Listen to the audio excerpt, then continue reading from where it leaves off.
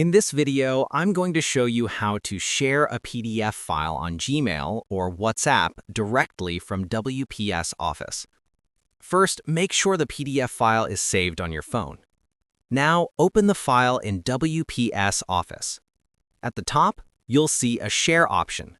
Tap on it. Scroll down and select Share as File.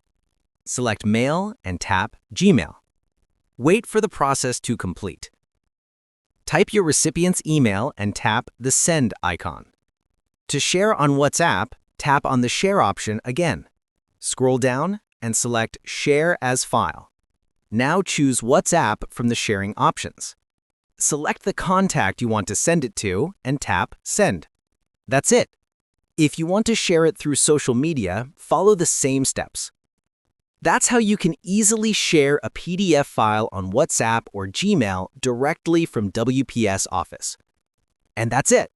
If this tutorial was helpful, please like and subscribe for more helpful tutorials. Feel free to reach out if you encounter any issues during the process. If this video helps you out, please leave a like and subscribe. Comment below if you have any questions. If you need further assistance, consider hiring a professional using the link in this video below.